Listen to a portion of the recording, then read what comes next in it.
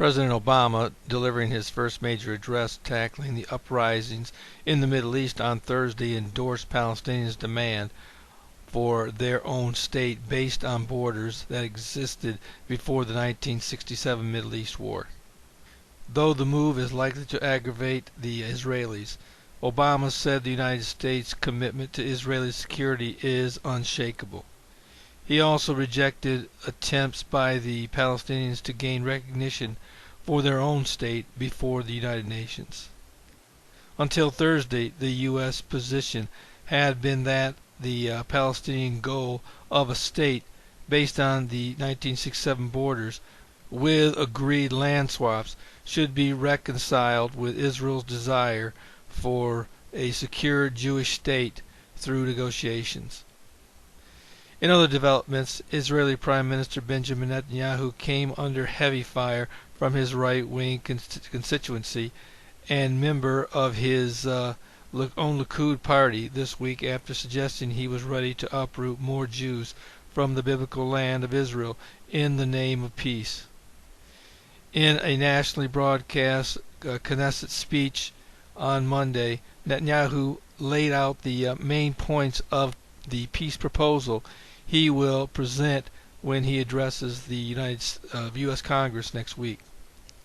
Netanyahu stated that he will not relinquish the large Jewish settlement blocks in Judea and Samaria, but said he was prepared to offer painful compromises that will require uprooting Jews living in more isolated communities throughout the biblical heartland.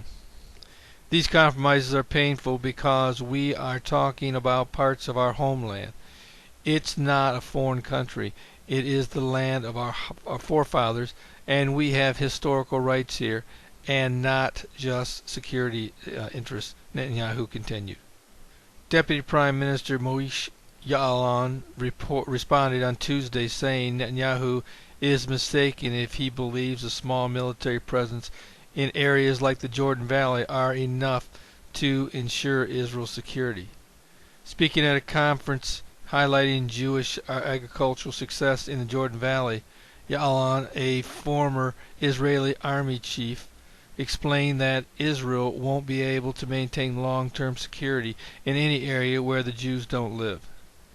Transportation Minister Israel Katz said the evacuation Netanyahu is prepared to offer would be the largest single displacement of Jews since the Spanish Inquisition and would dwarf the Gaza pullout. But others believe that peace is necessary for Israel.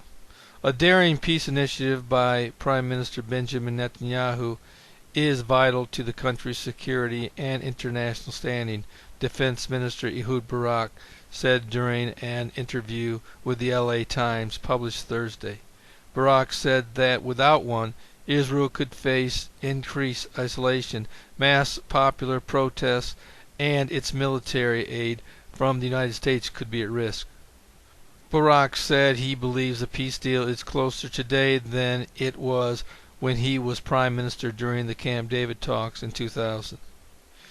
He did, however, warn that if no deal is reached, then Israel's desire for increased U.S. military aid could be at risk.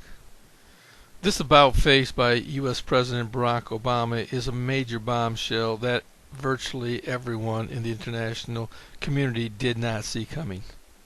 Essentially, Obama has taken away any bargaining power Israel had regarding borders if and when negotiations do resume. They must now face the facts that pre-1967 permanent borders are the starting point. Another prophetic moment in the speech was Obama's mention that any peace accord would have to be sorted out over time.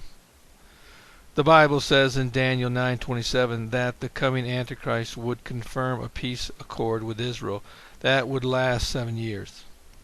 I believe it is very possible that this 7-year peace treaty will be the time it will take to complete the transition of land from Israel to the Palestinian state.